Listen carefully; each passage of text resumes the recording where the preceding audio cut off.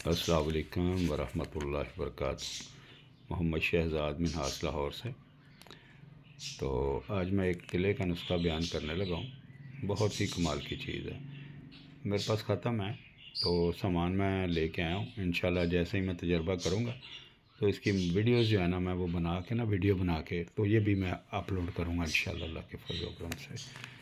तो रोगन अलसी 1 पाव है, रोगन अरिंड 50 ग्राम है, रोगन माल कंगनी जिसमें मैं वर्किया बनाता हूँ, आपको मैंने नुस्खा बताया हुआ है, तो ये 50 ग्राम। अगर किसी के पास नहीं तो वो सादा रोगन माल कंगनी भी डाल सकता है। उसके बाद शीर मदार है 50 ग्राम। यानी कि ये 3 चीज़ें हैं, रोगन अरिंड, रोगन माल कंगनी और शीर मदार 50-50 ग्राम है। रोगन अलसी 1 पाव है।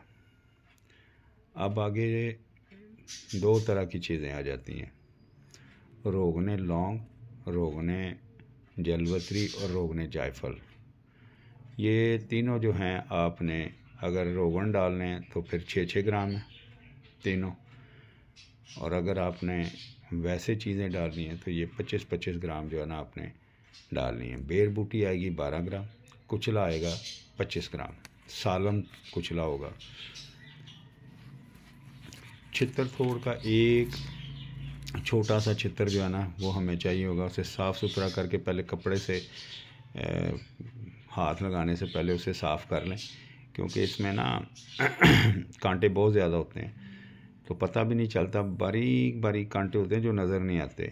जब हम इसे तोड़ लेते हैं उसके बाद पता चलता है कि जी ये क्या हुआ, तो सारे हाथ जो है ना वो ज़ख्मी हो जाता है और बड़ी मुश्किल से निकलते हैं फिर ये कांटे, और तकलीफ़ का बायस बनते हैं, बहुत ज़्यादा जलन बहुत ज़्यादा करते हैं। तो ये सुन लें कि इसको पहले कपड़े से साफ़ करना है। छितर को काटने से पहले, पकड़ने से पहले इसे साफ़ करें कपड़े से पौधे के ऊपर। उसके बाद उसे काटें, काट के उसके छोटे छोटे पीस करके वो आपने रख लेने। अब इसका तरीक़ाकार बनाने का ये है कि अगर रोगन डालने हैं तो आप रोगन जायफल जलवतरी और लौंग वो डालें, उसमें तो कोई मसला नहीं। सर बेर बूटी का, बेर बूटी को आपने मतलब उसमें पेस्ट बना के तो उसमें डाल देना और उसे हल्की आंच पे जला लेना। अगर ये नहीं होता आपके पास मतलब सालम चीज़ें हैं तो इनको अलग-अलग आप पहले टैल्कम पाउडर करें, फिर इकट्ठा करके बेर बूटी समेत, कुचला नहीं डालना इसमें, जायफल जलवतरी लौंग और बेर बूटी, इन चारों को टैल्कम पाउडर कर लेना है, मक्खन मलाई कर लेना, फिर थोड़ा थोड़ा इसमें तेल डाल के तो इसकी ना पेस्ट बना लेनी है। उस पेस्ट को फिर जो है ना आपने रोगन में डाल के तो कुचला सालम ही डाल देना और इसके नरम आग पे रख देना, रात को रख दें तो सुबह जो है ना इसको उतार लें। बिल्कुल नरम आग पे रखना कि बुलबुली ना आए इसमें। नहीं जनाब, इसको ठंडा करें सुबह उतार के, तो इसको मोटे कपड़े से पुन के, अब वो जो छितर थोड़ आपने एक छितर छोटा सा जो है ना वो रखा हुआ है, छोटे छोटे पीस करके वो इसमें डाल के इसको नरम आग पे रख के ना तो इसको भी जला दें। लेकिन कढ़ाई थोड़ी बड़ी लें, क्योंकि जब ये आप जलाएंगे ना तो इसमें जोश पैदा होता है तो कढ़ाई से बाहर ना आए। अब इस तरह करना है कि जब ये जल जाए तो इसको भी आपने मोटे कपड़े से अच्छी तरह पुन छान के तो आपने इसे रख लेना है। अब हशफा और सेवन यानी कि ऊपर कैप पे और नीचे वाली पेशाब की जो नाली है ना उसके ऊपर नहीं लगाना, ठीक है, साइडों पे लगाना है, ऊपर लगाना है। 4-5 कतरे मालिश करें और अल्लाह की हम्दो सना बयान करें। ये हर काम करेगा अल्हम्दुलिल्लाह। ये इवन के थोड़ा बहुत टेढ़ापन जो होता है ना उसको भी ख़त्म कर देता है, ठीक है।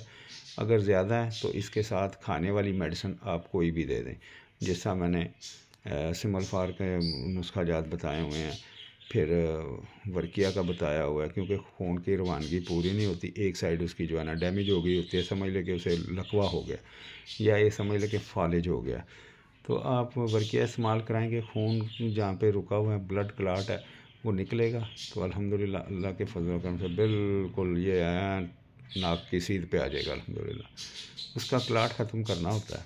वर्किया आप दे दें, रोगन ये जो 7 अजवाइन वाली दे दें, फटकरी से बनी हुई दे दें, कोई भी जो है ना वर्किया आप इस्तेमाल करवाएं। इंशाअल्लाह अल्लाह के फजल करम से बिल्कुल बेहतरीन हो जाएगा। वो 4 चीज़ों वाला मुरक्कब पारा, शिंगरफ, वर्किया और सिंबल फार। पारा, शिंगरफ, वर्किया, सिंबल फार ये बनाया हुआ जिन भाइयों ने वो साथ इस्तेमाल करवा दें, बिल्कुल नाक की सीध पर 10 बाई 10 हो जाएगा अल्हम्दुलिल्लाह। ये अदना सा तोहफ़ा है मेरा, बनाएं, दुआओं में याद रखें, तिब और तमीब का नाम रोशन करें। जज़ाकुमुल्लाह हसनल जज़ा। अस्सलामु अलैकुम व रहमतुल्लाहि व बरकातुहू।